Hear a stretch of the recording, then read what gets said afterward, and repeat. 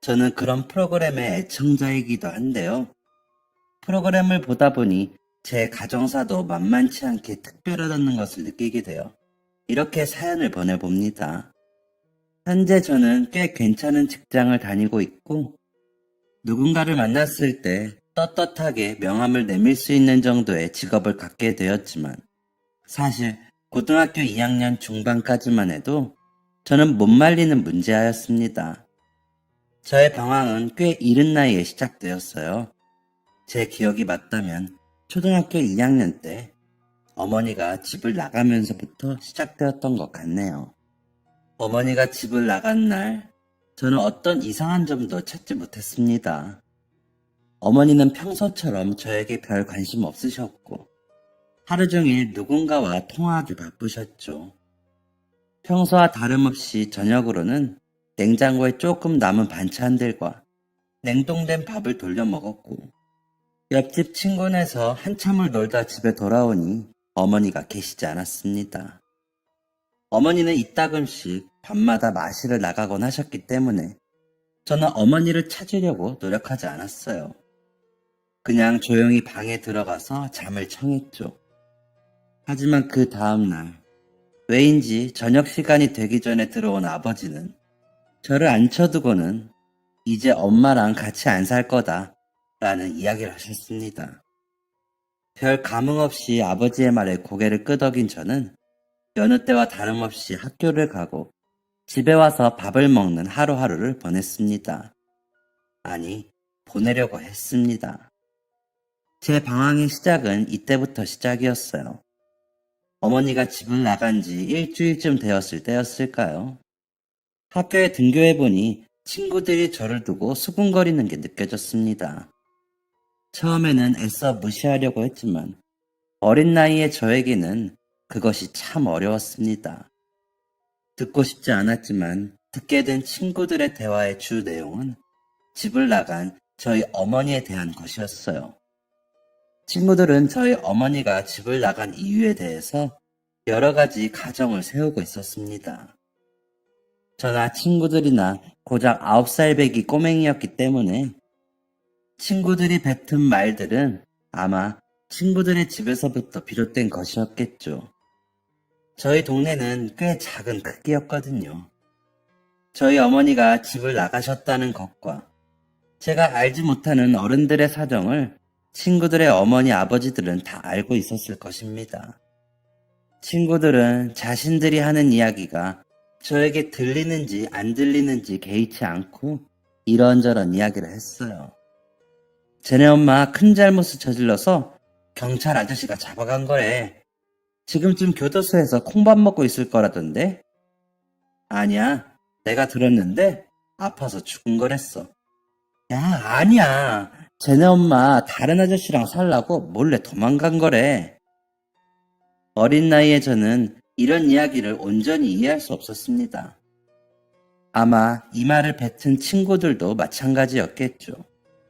하지만 이해하지 못했다고 상처를 받지 않았던 것은 아니었습니다. 저는 어느새 아이들 사이에서 외톨이가 되었고 세상 모든 것에 불신을 가지게 되었어요. 세상 돌아가는 이치를 조금 깨우친 후에는 아버지에게 어떤 문제가 있어서 어머니가 집을 나간 건 아니었다는 사실을 알게 되었습니다. 어머니는 바람이 나서 집을 나간 게 맞았어요. 아버지는 어머니에게 통보식으로 이혼을 요구받으셨고 이미 집까지 나간 어머니를 붙잡을 수는 없다고 하셨죠.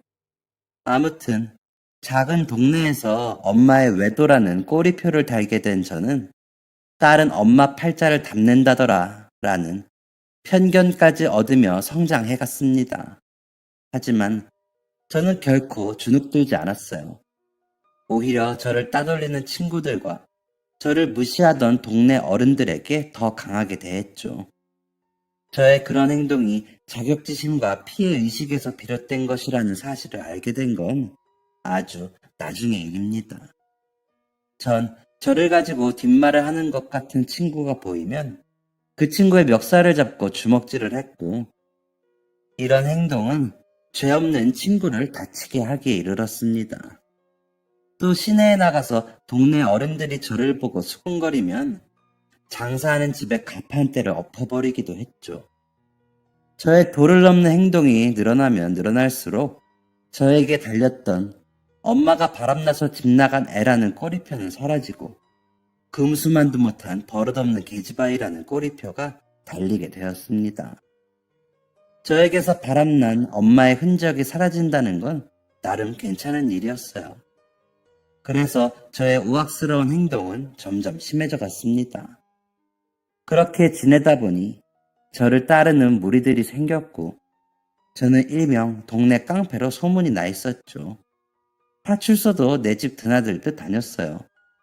그곳에서 근무하시는 경찰관님들이 제 아버지의 번호를 외우고 계실 정도였으니 말 다 했죠. 이쯤 되니 저희 아버지는 어떤 분이셨을지 궁금하실 것 같네요. 저희 아버지는 좋은 분이십니다. 이렇게 좋은 사람이 세상에 또 있을까 싶을 정도로 좋은 분이세요. 가정에 충실하고 직장에 충실하고 성실한 분이시죠. 아버지로서도 마찬가지였습니다. 다정하고 사랑이 넘치는 분이셨다고는 말 못하겠지만 그렇다고 못된 아버지는 아니었어요. 그저 사랑받아본 적 없어서 사랑을 표현할 줄 모르는 우리네 아버지의 모습 그대로인 분이십니다. 하지만 너무나 어렸고 어머니의 사랑마저 받아본 적 없었던 제가 그런 아버지의 마음을 이해할 수 있었을 리가 없었죠. 저는 사고를 쳐서 파출소에 잡혀있는 저를 데리러 온 아버지에게 발길질을 하고 의자를 집어던지는 등 자식으로서 또 사람으로서는 해서는 안 되는 행동도 많이 저질렀습니다. 하지만 그런 저에게 아버지는 단 한 번도 소리를 지르거나 손찌검을 하신 적이 없어요. 그저 내가 잘못했다. 그러니 그만해라. 라는 말만 하실 뿐이었죠. 차라리 아버지가 윽박 지르시거나 화라도 내시면 좋겠는데 제 눈에는 아버지가 답답해 보이기만 했고 저의 마음속 응어리는 풀어지지 않은 채 그렇게 쌓여만 갔습니다. 무엇을 향한 분노인지도 모른 채 세상을 향한 원망만 쏟아내던 저는 그렇게 고등학생이 되었습니다. 제가 입학한 고등학교는 제가 살던 동네에서 인구 규모도 크고 학군도 잘 잡혀있는 곳이었어요. 저는 멋모르는 어린아이였기 때문에 주변을 살펴볼 생각은 못하고 고등학생이 되고 나서도 대장질을 할 생각뿐이었습니다. 그런데 중학생 때까지만 해도 저를 따르던 아이들이 중학교를 졸업하고 난 후 연락이 안 되더니 입학 후엔 제 연락을 비롯해 제 부름마저도 무시하더군요. 그 이유를 묻는 제게 아이들은 우리도 이제 고등학생이잖아. 언제까지 그렇게 살 순 없지. 그동안 우리가 너를 따르기는 했는데 이제는 그럴 일 없을 테니까 너도 정신 차리고 공부 좀 해. 라고 이야기했습니다. 그래도 친구라고 믿었던 아이들이었기 때문에 배신을 당했다고 여긴 저는 그 자리에서 또 한바탕 주먹질을 하고 다른 무리들을 이루게 되었습니다. 동네도 커졌고 학군도 좋은 곳이었지만 문제 있는 아이들은 있었기 때문에 저는 한 무리에 속할 수 있었어요. 하지만 예전처럼 동네 대장 노릇을 하지는 못했습니다. 그저 일진이라고 하는 무리에 겨우 속해 소속감을 느끼는 정도밖에 하지 못했습니다. 진정한 우정, 친구 간의 애정, 그런 것은 바란 적도 없고 바랄 수도 없었습니다. 그저 저와 같은 무리에 속해 있는 아이들 모두가 마찬가지였을 거예요. 함께 모여 무리를 이루고 다른 학생들 위해 군림하는 우월감이 그들과 저의 전부였으니까요. 그렇게 저는 고등학교 입학 후 1년이라는 세월을 선배들의 심부름과 동급생 중 서열이 높은 아이의 시종 역할로 채워 넣었습니다. 물론 제 힘으로만 되지 않는 일은 다른 동급생들을 시키기도 했죠. 참, 지금 생각해도 부끄러운 과거네요. 이렇게 망나니처럼 살던 제가 새 인생을 살게 된 건 나영이와의 만남 덕분입니다. 나영이는 2학년 1학기 첫날 서울에서 저희 반으로 전학 온 아이였어요. 교탁 앞에 서서 당당하게 자기소개를 하는 나영이는 당차고 떳떳해 보였습니다. 저는 그런 나영이의 모습이 부러웠나 봐요. 저는 나영이의 뒷자리에 앉아 나영이의 어깨를 연필로 꾹꾹 누르며 야, 서울에서 왔다고 너무 기고만장한 거 아니야? 처음 온 날이면 고개 숙이고 분위기부터 살펴야지 라는 말도 안 되는 시비를 걸었습니다. 보통 이런 경우라면 다른 애들은 무언가 이상한 것을 느끼고 움츠러들기 마련인데 나영이는 달랐습니다. 나영이는 자신의 어깨를 꾹꾹 누르고 있는 제 연필 지우개 부분을 덥석 잡고 고개를 돌리더니 제 명찰을 흘낏 보고 이렇게 말했어요. 황유정? 이름은 예쁜데 말하는 꼬라서니는 영. 이 말을 끝으로 잡고 있던 연필을 밀치듯 놓은 나영이는 저에게 언제 그렇게 차가운 말을 했냐는 듯 다른 아이들과 하하호호 떠들었습니다. 저는 그때 생각했습니다. 아, 잘못 건드렸다. 라고요. 유정이는 얼굴도 예쁜데다가 사교성이 굉장히 좋은 아이였어요. 전학생이라고는 믿기지 않을 정도로 빠르게 기존 학생들 사이에 섞여들었죠. 게다가 공부도 잘해서 선생님들의 예쁨을 받았습니다. 팔방미인, 딱 유정이에게 어울리는 말이네요. 저는 그런 유정이가 영 마음에 들지 않았어요. 그래서 일부러 유정이에게 짓궂은 행동을 많이 했습니다. 하지만 유정이는 그런 제가 보이지 않는다는 듯이 아무렇지 않게 행동했어요. 그렇게 일방적으로 유정이에 대한 앙심을 키워가던 중 제 인생을 바꾸는 사건이 일어났습니다. 어쩌다 그런 이야기가 나왔는지는 기억나지 않습니다. 또렷하게 기억나는 것은 저와 어울렸던 무리의 한 아이가 어디선가 듣고 온 제 어머니에 대한 이야기를 먼저 꺼냈다는 것이에요. 야, 니네 엄마 바람나서 집 나갔다며? 분명 저를 조롱하는 말투와 태도였습니다. 이에 저는 그만하라는 의사표시를 분명히 했지만 그 아이의 태도는 여전했어요. 얼마나 남자가 좋으면 지 새끼도 버리고 집을 나가? 여자가 애를 낳으면 모성애라는 게 생긴다는데 너네 엄마는 그딴 것도 없었나 보다. 이후에는 주변 아이들마저 이런 말에 동조하기 시작했어요. 그러니까 아무리 남자한테 미쳐도 그렇지 보통 자기 자식은 데려가지 않냐? 야, 네 인생도 진짜 불쌍하다. 불쌍하다고 말은 했지만 정말 저를 안타깝게 생각하는 말투는 아니었습니다. 어디 한번 당해보라는 고약한 심보가 그대로 느껴지는 말투였죠. 그런데 여기까지는 참을 수 있었습니다. 그동안 들으면서 자라온 이야기니까요. 하지만 처음 이 이야기를 꺼낸 아이의 입에서 나온 말은 저를 도저히 참을 수 없게 만들었습니다. 그 말에 별다른 타격을 받지 않아 하는 제가 꼴보기 싫었던 그 아이가 최후의 수단으로 제 아버지를 들먹였기 때문이죠. 아, 알만하네. 얘 지금 아빠랑 둘이 산다고 하지 않았어? 이 정도면 니네 아빠한테 문제 있는 거 아니냐? 아내 패는 남편, 자식 패는 아빠. 뭐 그런 막장 가족들 있잖아? 아, 아니지. 돈을 못 벌었었나? 그래서 못 견디고 집 나간 거 아니야? 한 번도 본 적 없는 저의 아버지를 들먹이며 자기네들끼리 깔깔거리는 일진 무리들을 보며 저는 분노를 참을 수가 없었습니다. 그렇게 의자를 박차고 일어나려는 순간 제 뒤에서 앙칼진 유정이의 목소리가 들렸어요. 이 미친년들이! 유정이의 고함을 들은 다른 아이들은 뭐 하냐는 듯 유정이를 노려보았고 이후에는 온갖 욕설이 섞인 개싸움이 이어졌습니다.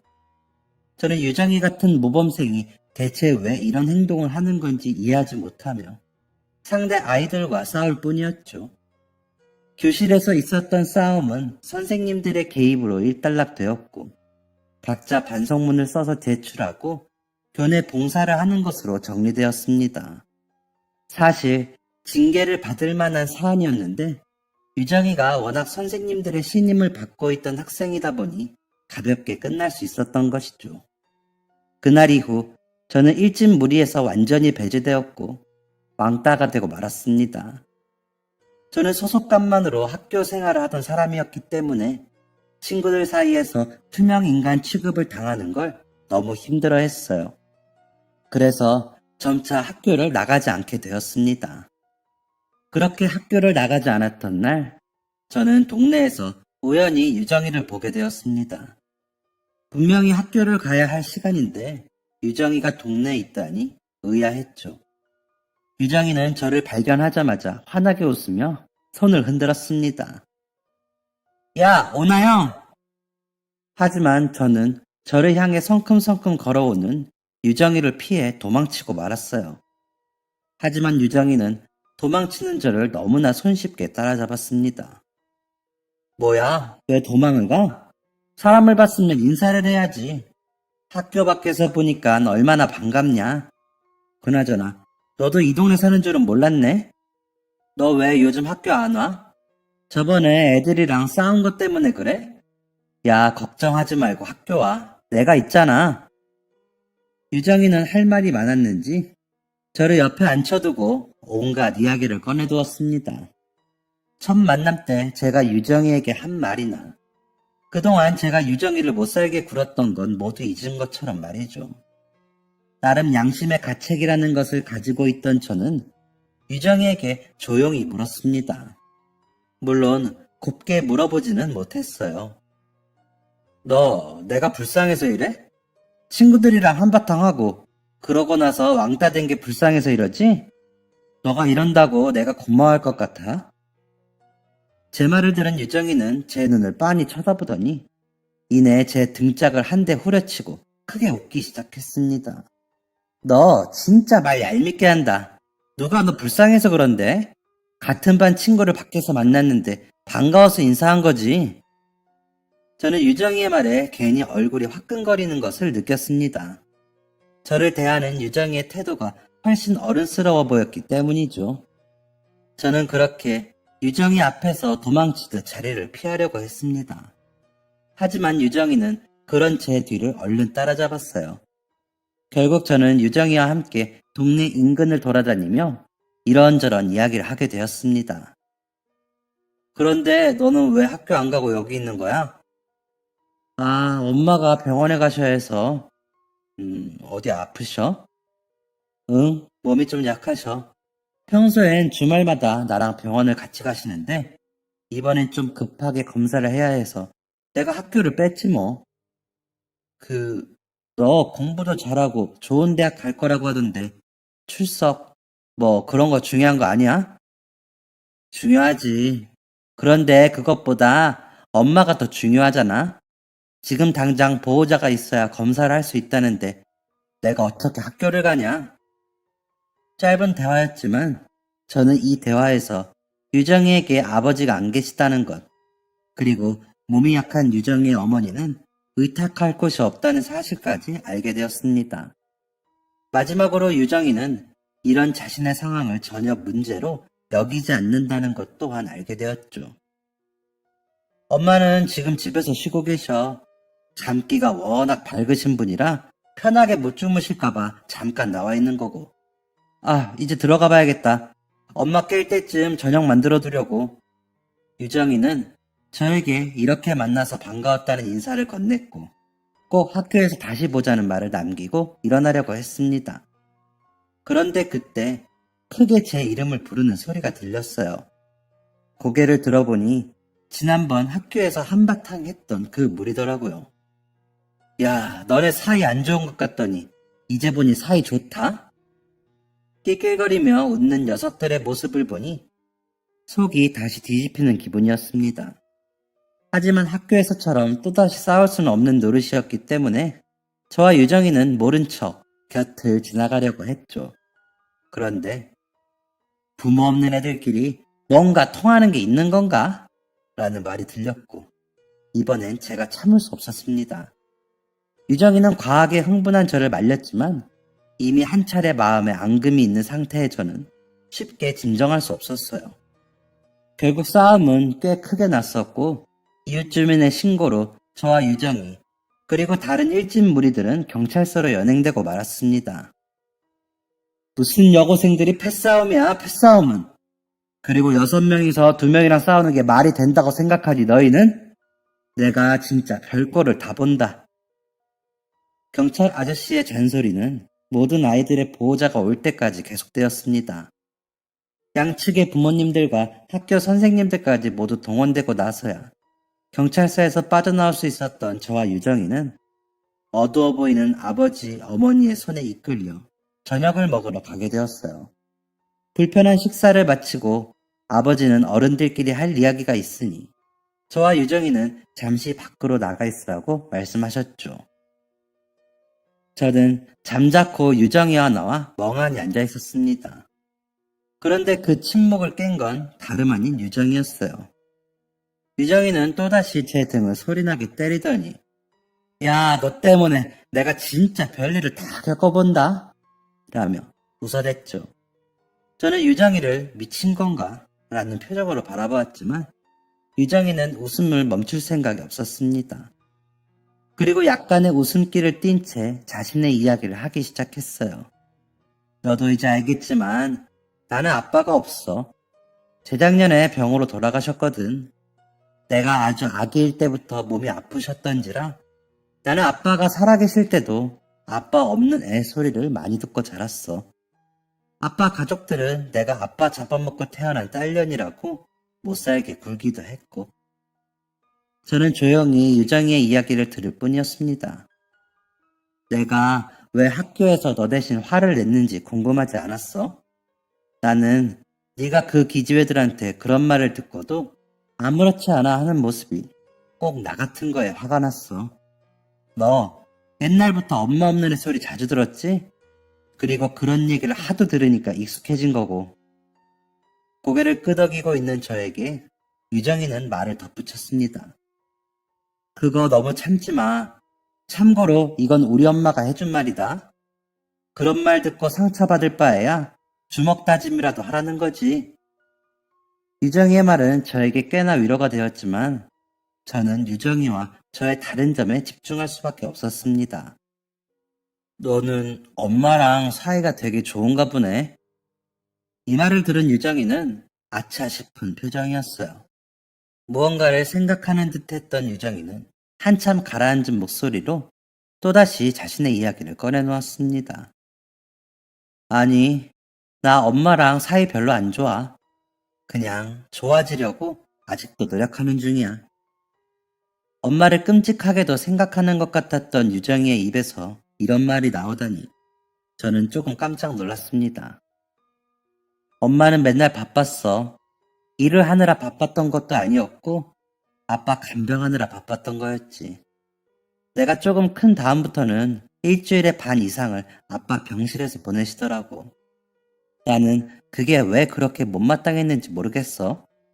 아마도 나는 아빠 없는 애 소리를 듣고 친가 쪽 사람들한테 구박받는 게 엄마가 내 옆에 없었기 때문이라고 생각했던 것 같아. 저는 유정이가 겪었던 상황이 저와 굉장히 비슷하다는 생각을 하며 유정이의 말에 귀를 기울였습니다. 그래도 엄마한테 티를 내진 않았어. 착한 딸내미 노릇을 했던 거지. 그런데 내가 그럴 수 있었던 이유는 언젠간 아빠가 건강을 회복할 거라는 믿음 때문이었어. 솔직히 엄마가 그렇게 열심히 간병을 하는데 안 나오면 이상하잖아. 유정이는 괜히 발에 치이는 돌멩이를 발로 툭툭 건들고 있었습니다. 그런데 아빠가 죽었어. 그리고 아빠가 죽은 지 한 달도 안 돼서 엄마는 쓰러졌고, 엄마가 쓰러지기만을 기다린 건지 엄마가 쓰러지자마자 아빠 형제들은 아빠의 조금 남아있던 재산까지 털어가더라. 나는 그 모습을 지켜볼 수밖에 없었어. 아는 것도 없고 도움받을 만한 어른도 없었으니까. 진짜 온몸이 부들부들 거릴 정도로 화가 나는데 할 수 있는 게 아무것도 없다는 게 얼마나 끔찍한지 알아? 저는 잠자코 유정이의 말을 기다렸습니다. 무진장 끔찍해. 근데 그 끔찍한 감정이 나한테 알려준 게 하나가 있어. 그게 뭐냐고 묻는 제 눈빛에 유정이는 주먹을 불끈 쥐어 보이며 이렇게 말했습니다. 화는 낼 사람한테 내야 하는 거다. 그리고 눈 뜨고 코 베이지 않게 똑똑한 어른이 되자. 내가 화낼 대상은 우리 엄마가 아니었어. 아빠도 아니었지. 아빠는 원치 않게 아팠을 뿐이었고, 엄마는 그런 아빠를 너무 사랑했을 뿐인 거야. 나쁜 건 아빠가 죽길 바랬다는 듯이 행동한 아빠의 가족들이었던 거고. 그래서 난 엄마를 미워하는 것을 멈추기로 했어. 그리고 화를 낼 사람한테 내기로 했지. 너를 도와준 것도 이런 이유 때문이야. 그럼 너가 공부를 열심히 하는 것도 그런 이유 때문이야? 야, 당연하지. 아빠 재산은 그렇게 털렸고, 엄마도 가진 거 하나 없고, 내가 뭘로 성공할 수 있겠냐? 가진 건 머리뿐인데, 이거라도 열심히 굴려야지. 유정이의 말을 들은 저는 한없이 부끄러워지는 감정을 느꼈습니다. 나는 세상에 대한 자격지심과 피해의식으로 똘똘 뭉쳐서 온 세상을 적으로 만들고 있었는데, 유정이는 무엇을 위해 어떻게 살아야 하는지 확실한 목표를 가지고 있었으니까요. 엄마한테 화내는 걸 멈추니까 보이지 않던 게 보이더라. 엄마는 나한테 관심이 없는 사람인 줄 알았는데 너네 아빠 이제 진짜 죽었다며? 라고 나를 놀리는 애들이 있는 걸 보고 그 애들 집까지 쫓아가서 걔네들 엄마랑 엄청나게 싸우시더라. 나는 우리 엄마가 그렇게 소리 지르는 거 처음 봤잖아. 근데 그때 우리 엄마 몸이 안 좋아서 약을 한 봉지씩 달고 살았었거든. 약 때문에 온몸이 퉁퉁 부어 있으면서도 우리 딸한테 사과시키세요 라고 소리 지르시더라고. 그리고 나와서는 저런 말 때문에 상처받지 말고 너도 한 소리 해 라고 으름장을 놓는데 솔직히 좀 감동이었어. 가만히 이야기를 듣고 있는 저에게 유정이는 마지막으로 이런 말을 남겼습니다. 그러니까 너도 너희 아버지 너무 미워하지 마. 너가 한꺼풀 걷어내서 보면 새롭게 보이는 너네 아버지의 모습이 있을 거야. 이 말을 끝으로 유정이는 엉덩이를 털어내며 일어났고 저에게 물었습니다. 나는 눈 뜨고 코 베이는 사람들이 없도록 변호사가 될 거야. 너는? 부끄럽게도 저는 유정이의 말에 대답할 수 없었습니다. 저는 한 번도 미래에 대해 생각해 본 적이 없었거든요. 가만히 앉아있는 저에게 유정이는 없으면 지금부터 생각해보자. 일어나. 너네 아버지 나오신다. 라고 말하며 제 손을 이끌었죠. 저는 그날 밤 집으로 돌아가서 꽤 깊은 사색의 시간을 가졌습니다. 그날은 제 인생이 뒤바뀐 날이었어요. 저는 그 다음 날부터 손에서 놓았던 책을 다시 잡았습니다. 초등학생 때부터 놓은 공부를 따라가는 게 정말 쉽진 않았지만 다행히 공부머리가 없는 건 아니었던 터라 고등학교 2학년 겨울방학이 시작되던 시점에는 중학교 진도까지 마칠 수 있었습니다. 유정이의 도움이 컸죠. 저는 매일매일 유정이와 함께 공부를 하며 우정을 쌓아갔습니다. 경찰서에서 한 번 만났던 경험이 있던 저희 아버지와 유정이의 어머니도 저희에게 응원을 아끼지 않으셨죠. 당연히 아버지와의 관계도 좋아졌습니다. 유정이의 말대로 저도 모르게 생긴 아버지에 대한 선입견을 드러내니 아버지의 애정과 사랑이 보이더라고요. 그렇게 고등학교 3학년을 마치고 졸업했을 때 유정이는 본인이 원했던 서울의 한 대학에 법학과로 입학하게 되었고 저는 1년 재수 끝에 유정이와 같은 학교 공과대학에 입학하게 되었습니다. 함께 자취를 시작한 저와 유정이에게는 한 가지 고민이 있었어요. 집에 홀로 남은 부모님에 대한 걱정이었죠. 특히 유정이의 걱정은 더 컸습니다. 유정이 어머니의 건강은 많이 좋아지긴 했지만 여전히 주변의 도움이 필요한 수준이었거든요. 결국 저와 유정이는 두 분의 관계를 더욱 돈독히 해드리기로 마음먹었습니다. 저희 아버지도 일밖에 모르는 인생을 사셨기 때문에 친구와의 시간이 필요한 분이셨거든요. 그렇게 저희는 매주 금요일마다 본가로 향해서 두 분이 만날 만한 자리를 마련해 드렸고, 그렇게 한 학기가 흐르고 나니 저희 없이도 두 분은 매우 각별한 사이가 되셨습니다. 그리고 1년이 지나자 두 분 사이에서 묘한 기류가 흐르고 있다는 것을 느끼게 되었어요. 그것을 느낀 건 저뿐만이 아니었어요. 나영아, 우리 엄마랑 너네 아빠 뭔가 이상하지? 너도 그렇게 생각해? 뭔가 서로 마음이 있는 건 확실한데 서로 뭔가 눈치 보면서 모르는 척하고 있는 듯한 느낌? 저와 유정이는 서로의 어머니, 아버지가 인연을 맺는 것에 부정적이지 않았습니다. 아니, 오히려 환영하는 쪽이었죠.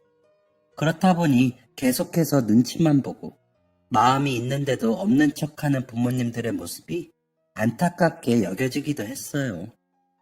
결국 저는 아버지에게 돌직구를 날리고 말았습니다. 아빠, 유정이네 아줌마한테 관심 있어? 저는 처음으로 무뚝뚝한 아버지의 얼굴에서 당황스러움이란 감정을 읽을 수 있었습니다. 저는 허둥지둥하며 어쩔 줄 몰라 하는 아버지에게 뭐야, 진짜 뭐 있나 보네? 뭐야, 진짜 관심 있어? 이거 아줌마도 아셔? 라고 물었죠. 자식한테 이런 말 해도 되는지 모르겠는데 라며 우물쭈물하는 아버지에게 저는 이제 다 큰 자식인데 무슨 상관이냐. 나는 아줌마랑 아빠랑 잘 되는 거 완전 환영이다라고 대답했고 아버지로부터 유정이네 어머니에게 관심이 있다는 확답을 들을 수 있었습니다. 그런데 조금 이상한 부분이 있었어요. 아버지가 마음을 여러 번 표현했지만 유정이의 어머니가 계속해서 대답을 회피하신다는 것이었어요. 게다가 그러고 나서 다음 날이 되면 아무 일 없었던 양 행동하신다고 했죠. 확실히 이상하네. 유정이네 아줌마가 그러실 분은 아닌데. 이거 누가 봐도 어장관리잖아. 어장관리? 요즘 애들이 쓰는 그런 말 있어요. 저는 이 사실을 유정이에게 알렸고 유정이도 이상하다는 듯한 반응을 하며 자신의 어머니와 이야기해보겠다고 알렸죠. 그러고 나서 며칠 후 저는 아주머니의 이상했던 행동의 이유를 찾을 수 있었습니다. 아주머니랑 대화해봤어? 얘기해봤는데 우리 엄마도 아저씨한테 관심 있는 건 맞더라고. 야, 잘 됐네. 지금 당장이라도 두 분이서 이어질 수 있는 거잖아. 그런데 그게 우리 엄마 입장도 좀 이해가 돼. 유정이가 이야기해준 아주머니 입장은 가슴 아프면서도 수긍이 가는 내용이었습니다. 우리 엄마가 몸이 좀 안 좋으신 거 알지? 그치, 알지. 물론 지금은 많이 괜찮아지셨지만 언제 또 악화될지 모르는 상황인 것도 알고 있고? 그치, 나도 알고 우리 아빠도 알지. 유정이의 어머니는 왜 나영이의 아버지한테 마음이 있으면서도 만나지 않는 거냐라는 질문에 이렇게 대답하셨다고 합니다. 너희 나이라면 이 사람도 만나보고 저 사람도 만나보고 할 수 있겠지. 그런데 엄마 나이가 되면 그게 안 돼. 내가 이 나이 먹고 20대의 너희처럼 연애를 하는 건 말이 안 되잖니. 누군가와 가볍게 데이트도 해보고 만났다가 아닌 것 같으면 헤어지는 거 그게 참 어려운 일이 됐다. 하지만 이것만으로는 설명이 부족했어요. 저와 유정이가 보기에 두 분의 마음은 꽤 깊어 보였거든요. 그게 정말 다야? 나이가 있으시니까 새로운 만남이 부담스럽다는 거? 그게... 유정이는 무거운 표정으로 어머니가 하신 말을 전해주었습니다. 그리고 엄마 몸이 아픈 거 그걸로 피해 끼치고 싶지 않아. 아픈 사람 곁에 있는 게 얼마나 힘든 일인지 내가 몰랐더라면 염치불구하고 나영이네 아버지 만나봤을 것 같아. 그런데 엄마는 너무 잘 알잖아. 아픈 사람 옆에 남아있는 일이 얼마나 힘든지. 결국 유정이의 어머니는 자신의 건강이 저희 아버지에게 민폐가 될까봐 걱정하고 계신 것이었어요. 게다가 엄마는 아빠 간병을 하다가 병을 얻었으니까 너희 아버지도 혹시 그렇게 되실까봐 걱정하고 있는 것 같아. 여기까지 들었는데 저희가 무엇을 더 어떻게 할 수 있었겠어요? 결국 저희는 두 분을 이어드리는 걸 포기하고 두 분이 그저 좋은 친구로라도 남기를 바라고 있었습니다. 아버지도 유정이 어머니에게 이야기를 들었는지 상황을 아시는 눈치였죠. 그런데 이런 두 분의 관계를 뒤집을 만한 사건이 벌어졌습니다. 저와 유정이는 2학년 1학기 기말고사를 마치고 종강의 기쁨을 만끽하는 중이었습니다. 그런데 그때 유정이에게 한 통의 전화가 걸려왔어요. 전화를 받은 유정이의 표정은 급격하게 굳어지더니 이내 전화를 끊은 유정이는 곧 울 것 같은 목소리로 저에게 말했습니다. 나영아, 어떡해. 우리 엄마 쓰러졌대. 저는 극도로 불안해하는 유정이를 이끌고 병원으로 향했습니다. 병원에서는 유정이의 어머니가 간 이식이 필요한 상황이라고 말했어요. 지금 당장 일상으로 복귀하는 건 무리라고 판단되고 입원해서 약물 치료를 받으며 몸을 안정시키고 이식자를 찾아서 이식을 진행하는 게 좋을 것 같습니다. 간이식 1순위로는 당연히 유정이가 언급되었습니다. 그런데 유정이는 간 이식에 적합하지 않다는 진단을 받았습니다. 유정이의 간이 이식할 만한 수준의 크기가 되지 않았거든요. 자신의 간을 어머니에게 드릴 수 없다는 사실을 알게 된 유정이는 엉엉 울며 자책하기 시작했어요. 자신이 엄마 옆에 있었다면 엄마가 이 지경이 될 때까지 가만히 두지 않았을 거라고 말이죠. 저는 그런 유정이를 아무 말 없이 위로할 수밖에 없었습니다.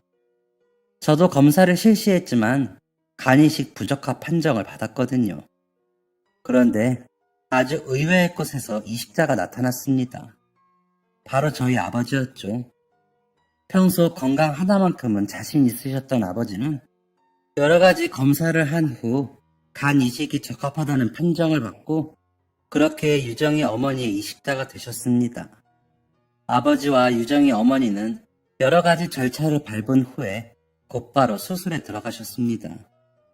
상태가 좋지 않으셨던 유정의 어머니는 이식자가 누구인지도 모른 채 수술을 받게 되셨죠.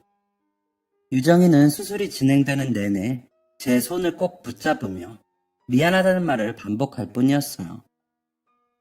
미안해. 내가 이식이 가능했으면 너희 아버지가 수술실에 들어갈 일은 없었을 텐데. 괜찮아. 이식을 하겠다고 하신 건 아버지 선택이었고 너가 미안할 거 없어.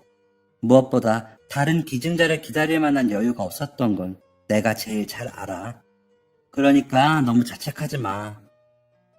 이런 말을 하면서도 제 마음 한구석엔 불안한 마음이 남아있었습니다. 완벽하게 안전한 수술이 세상에 존재할 리는 없으니까요. 혹시라도 우리 아버지가 잘못되면 어떻게 하지? 유정이의 어머니한테 간이 잘 안 맞으면 어떻게 하지? 라는 걱정스러움이 온몸을 감싸고 있었습니다. 엇겁과 같은 시간이 흐른 뒤 수술실 문이 열렸고 수술을 마친 의사와 마취에서 깨지 못한 두 분이 실려 나오셨습니다. 의사는 간이식은 성공적으로 이루어졌고 이후 경과를 지켜보아야 한다는 말을 전하고 자리를 떠났죠. 저와 유정이는 다리에 힘이 턱 풀리는 것을 느끼며 병실을 지키고 있었습니다. 먼저 정신을 차린 건 유정이의 어머니셨어요. 유정이의 어머니는 간 이식이 잘 되었다는 이야기를 듣고 안도함과 동시에 자신에게 간 이식을 해준 사람이 누구인지 궁금해하셨습니다. 그런 어머니에게 유정이는 조심스럽게 간 이식을 해준 사람의 정체를 밝혔어요. 이야기를 들은 유정이의 어머니는 놀라움과 미안함을 감추지 못하셨습니다. 뭐? 그 사람이 나한테 간 이식을 해줬다고? 나는 간이 너무 작아서 이식할 수 있는 수준이 안 된대. 그 소식을 들은 나영이 아버지가 선뜻 나서서 간 이식 적합 검사를 해주신 거야. 그리고 일치 판정이 나오자 주저하지도 않고 수술대에 오르셨고. 이 이야기를 들은 유정이의 어머니는 눈물을 뚝뚝 흘리며 말씀하셨습니다. 아니, 내가 뭐라고 간이식을 해. 이게 얼마나 위험한 수술인데. 아버지도 마취해서 깨어나셨고, 저희 아버지와 유정이의 어머니는 몸을 회복하는 데 집중하셨습니다. 수술이 성공적으로 끝났다는 의사의 진단이 내려진 후, 저와 유정이는 두 분이 깊은 대화를 할 수 있는 시간을 마련해 드리려고 했습니다. 하지만 아버지는 내 호의가 무기가 돼서 향미 씨를 올가맬까봐 걱정이다. 사실 나는 내가 기증했다는 사실도 알리고 싶지 않았어. 라며 만남을 거절하셨습니다. 아버지는 유정이의 어머니가 간 기증 사실에 부담을 느낄까봐 걱정하고 계신 것이었어요. 아버지의 생각은 꽤나 완강했고, 저와 유정이는 아주머니가 만남을 간절히 바라고 있다는 사실까지 알리고 나서야 두 분의 만남을 성사시킬 수 있었습니다. 병원 로비에 있는 카페에서 만난 두 분은 꽤 오랜 시간 동안 대화를 나누셨어요. 저와 유정이는 007 작전을 방불케 하는 행동력으로 무사히 부모님들의 건너편 자리를 차지할 수 있었습니다. 잘 지냈냐는 안부 인사로 대화를 시작한 두 분은 꽤나 어색해 보였습니다. 저를 병원으로 데리고 와주신 것도 선생님이라는 소식 들었어요. 감사합니다. 아니 제가 가까이 있었으니 당연한 일을 한 거죠. 한참을 머뭇거리던 유정이의 어머니는 먼저 이식에 대한 말을 꺼내셨어요. 간이식도 결심하기 쉽지 않으셨을 텐데 선뜻 나서주셔서 감사해요. 여기 간호사분들한테 들어보니까 수술 5분 전에 이식 못하겠다고 뛰쳐나가는 사람들도 많다고 하더라고요. 가족도 아니고 제가 뭐라고 이렇게까지 해주셨는지 정말 감사합니다.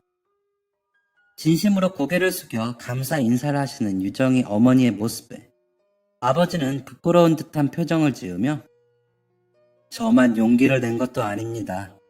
제일 먼저 나선 건 유정이었어요. 라고 대답하셨죠. 저는 저런 아버지의 모습을 보며 유정이에게 아니 저 상황에서 저런 말밖에 못해? 지금 저러의 찬스인데 왜 기회를 안 잡냐고 라고 속삭이며 조용히 소리치고 있었습니다. 그런데 유정이는 그런 제 입을 틀어막더니 조용히 하라는 제스처를 취했어요. 그러고는 아버지가 이어서 말하는 거에 집중하라는 포즈를 취했죠. 사실 수술하고 나서 향미 씨 얼굴을 볼 생각이 없었습니다. 아이들한테도 제가 이식했다는 사실을 알리지 말아달라고 부탁하려고 했는데 아이들이 한 발 빨랐네요. 아니 대체 왜? 제가 알아야 은혜를 갚죠. 무엇보다 어차피 저랑 계속 얼굴 보고 지내실 거 아닌가요? 나중에 어떻게든 알게 됐을 텐데 왜 그런 결정을? 아주머니 대답에 아버지는 아무 말이 없으셨습니다. 아마 간 이식을 한 후에 영영 아주머니의 얼굴을 안 볼 생각이셨기 때문이겠죠. 선생님, 설마. 네, 이대로 더 이상 뵙지 않을 생각이었습니다. 아니 대체 무엇 때문에요? 속상해하는 아주머니를 두고 아버지는 차를 한 모금 마시더니 이렇게 말씀하셨어요. 제가 향미 씨를 마음에 품고 있다는 사실은 잘 알고 계실 거라고 생각합니다. 아주머니가 아무 대답 없이 찻잔만 바라보고 있자 아버지는 말을 이어가셨어요. 하지만 향미 씨는 제 마음을 받아줄 준비가 안 되어 있다고 하셨고 그 이유 중에 하나로 건강 문제를 꼽으셨죠. 혹시나 제 건강을 해칠까봐 만남도 미뤄왔는데 결국 제가 간이식을 해주었다는 걸 알게 되면 향미 씨가 죄책감을 느끼실까 걱정되었습니다. 무엇보다 말하기를 주저하는 아버지의 표정을 지켜보던 저와 유정이는 침을 꼴깍 삼키며 상황을 지켜보고 있었어요. 무엇보다 향미 씨가 그런 미안한 마음으로 저와의 만남을 억지로 허락할까 걱정되었습니다. 아버지의 속마음을 들은 아주머니의 눈에는 눈물이 그렁그렁 맺혀 있었습니다. 곧 눈물을 터뜨릴 것 같은 아주머니의 모습에 아버지는 당황하셨고, 아버지가 티슈를 건네기도 전에 아주머니의 눈에서는 눈물이 떨어지고 말았어요. 왜 그런 생각을 하세요? 아주머니는 뒤늦게 건넨 티슈로 연신 눈물을 훔치며 아버지에게 이렇게 이야기하셨습니다. 저도 선생님한테 마음이 있는 걸 아시잖아요. 그런데 왜 그런 생각을 하시냐고요? 저와 유정이는 아주머니도 아버지에게 마음이 있다는 사실을 알고 있었기 때문에 그저 묵묵히 아주머니의 이야기에 집중할 뿐이었지만 아버지의 태도는 달랐습니다. 아버지는 그게 무슨 소리냐는 마음을 숨기지 못하며 당황스러운 표정을 짓고 있었어요. 그런 아버지의 표정에 당황한 건 저와 유정이뿐만이 아니었습니다. 아주머니는 아버지의 표정을 보고는 설마 모르고 계셨어요? 라고 물으셨고, 질문에 고개를 끄덕이는 아버지를 보며 뒤로 넘어가실 지경이었습니다. 아주머니가 아주머니의 사정을 알고 계시는 것 같다는 제 짐작은 완전히 잘못된 것이었죠. 아버지는 아주머니가 자신에게 이성적인 관심도 없을 뿐더러 건강 문제로 누군가를 만날 수도 없다고 말씀하셨으니 관계의 진전을 위해 다른 노력을 하지 못하셨던 것이었어요. 그럼 그동안 저를 대체 어떤 여자로 생각하신 거예요? 라고 묻는 아주머니의 물음에 아버지는 왜 안 되는지 이유도 설명해 주셨으니 더 이상 바랄 게 없다고 생각했고 이렇게 곁에 있는 것으로 만족하려고 했습니다. 라고 대답했습니다.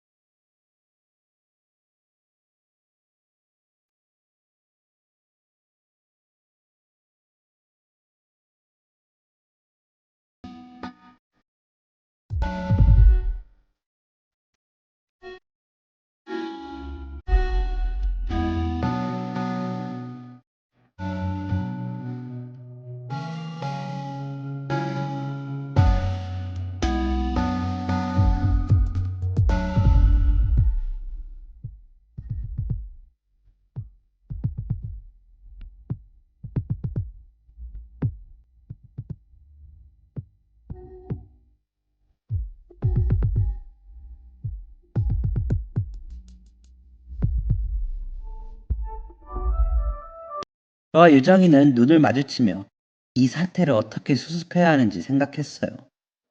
하지만 두 분 사이에서 저희의 도움은 필요하지 않았습니다. 그럼 향미 씨는 저에게 마음이 있으신 거네요? 아버지의 질문에 아주머니는 수줍게 고개를 끄덕였습니다. 혹시 저희가 만나게 된다면 제가 향미 씨에게 간이식을 하는 게 계기가 되는 건 아닌 거죠? 아주머니는 또다시 고개를 끄덕이며 이렇게 말씀하셨어요. 저는 저 때문에 선생님의 건강마저 안 좋아질까봐 그게 너무 두려웠어요. 그래서 만남을 피해왔던 건데 이렇게까지 저를 위해주시고 아껴주시는 분과 만남을 미루기만 하면 서로가 너무나 불행할 것 같아요. 그래서 선생님만 괜찮으시다면 아주머니의 마지막 말을 완성하는 건 아버지 몫이었습니다. 만납시다. 향미 씨가 저에게 기회를 주신다면 제가 로맨틱한 사람도 안 되고 다정한 사람도 아닙니다마는 노력해 보겠습니다. 아버지의 이 말의 끝으로 저와 유정이는 눈을 마주치고 조용히 만세를 불렀습니다. 두 분은 병원에서부터 연애를 시작하셔서 태어난 이후에도 2년 정도 만남을 이어가셨고 결국 부부의 인연을 맺으셨습니다. 저와 유정이는 꼭 친자매처럼 보인다는 말에 더 이상 해명을 할 필요가 없어졌어요. 이제 저와 유정이는 친구를 넘어 가족이 되었으니까요. 두 분은 지금도 꾸준히 병원을 함께 다니며 건강검진을 받고 계세요. 수술한 부분은 잘 자리 잡았고 이따금 받는 건강검진으로 충분히 관찰이 가능하다고 하네요. 저희 아버지의 건강은 아주머니, 아니 어머니의 염려가 무색할 정도로 좋으십니다. 내 평생의 자랑은 내 딸과 건강이다. 라는 아버지의 농담을 이젠 인정할 수밖에 없게 되었네요. 모든 일이 잘 풀린 후 아버지와 진지한 이야기를 나눴던 적이 있습니다. 그때 아버지는 이런 말씀을 하셨어요. 무뚝뚝한 아빠 밑에서 자라느라 너가 많이 상처받았을 거라는 거.